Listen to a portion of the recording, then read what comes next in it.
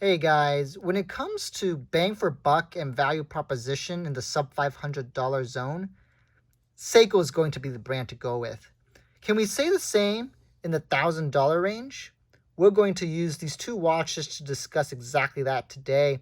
I'm going to pit this $300 cocktail time against this over $1,000 limited edition green enamel Seiko and determine whether or not $1,000 Seiko is worth your money and, of course, your time.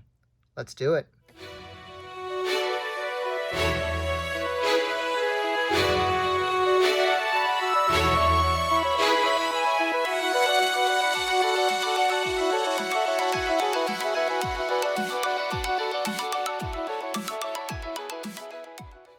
So I have here the Seiko reference SPB111J1, a Seiko limited edition to 2,000 pieces in 2019.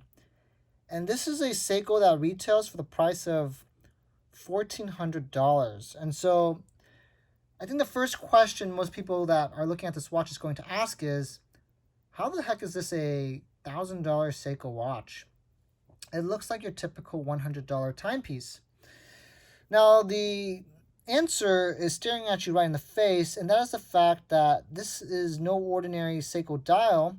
This is a Seiko dial made out of enamel, and I'm in fact going to let it just reflect right off the light here so that I can try to give you the best view because enamel is so difficult to film. The glossy and wet-like nature of this dial, as well as the way it kind of melts into the date aperture and thins out on the hands. It's just a dial like none other. It's very organic, liquid. The imperfections are kind of a testament to the human nature of crafting an enamel dial. So what an enamel dial requires is basically the perfect level of layering of enamel on the dial, as well as heat treatment in a furnace at the exact right temperature and at the exact right time. In fact, these enamel dials are all supervised by the craftsman Mitsuru Yukasawa, who is the same craftsman that supervises the Creator Ichi 2 enamel dials, and that's a $50,000 watch.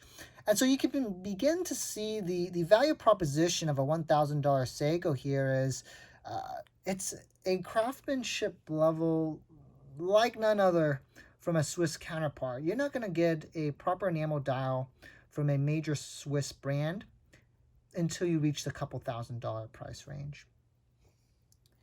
So credit here to Seiko for this beautiful green enamel dial limited edition. The green here is meant to essentially evoke the feeling of the Japanese cedar tree. And so Seiko limited editions oftentimes are inspired by nature, and this watch here is no exception. So what do I think about this watch? I'm going to pull in the cocktail time here, and upon first glance, the cocktail time is the watch that looks more special, to be frank.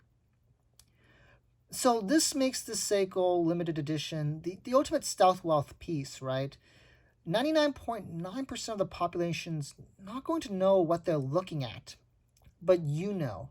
And you know what a special dial and the craftsmanship and the painstaking process of creating one. And so you can quite frankly get more lost in the subtleties of this Seiko enamel dial than compared to this very intricate and very nice cocktail time sunburst dial. What other upgrades can you expect out of a 1,000 Seiko compared to a more affordable Seiko? For one, it's going to be the glass. This Seiko boasts a sapphire glass treated with AR coating, which Seiko basically reserves for only its highest end pieces. And it also has an upgraded movement here. And let me go ahead and pull up the movement of the cocktail time.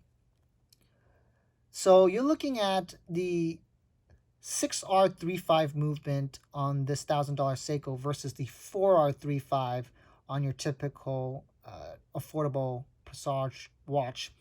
So the difference here is basically a 70-hour power reserve versus a 40-hour power reserve on the lesser value watch, and then also a higher accuracy, an accuracy of plus 25 minus 10 seconds. So certainly you can see the upgrades, you can see where the dollar amounts start adding up. My complaints about the value proposition of $1,000 Seiko watches is a couple folds. One is the movement.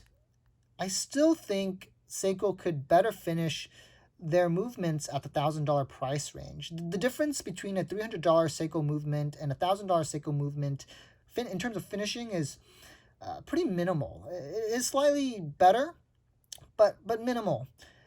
You can get an elaborate grade ETA movement from a Swiss brand at $1,000, which I think frankly looks a little more handsome and less industrial. What else can I deduct points in terms of this watch? I would say the design itself I find a little uninspired, and I do know the simple nature of this watch is meant to kind of evoke the feeling of the leaves on the cedar tree, but at the same time it just reminds me too much of the Seiko Alpinist layout in terms of numerals and hour markers, and again it kind of reinforces that stealth wealth nature, right? 99.9% again of the population is going to look at this watch. It's so simple. They're going to think this is the typical $100 watch. And so if that's what you're going for, you wouldn't want to go for a watch like this.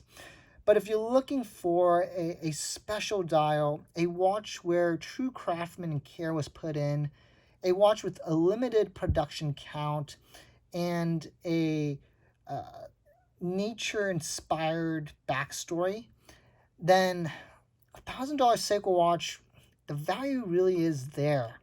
It's whether or not you see and value what Seiko's giving you as worth this $1,000 price point.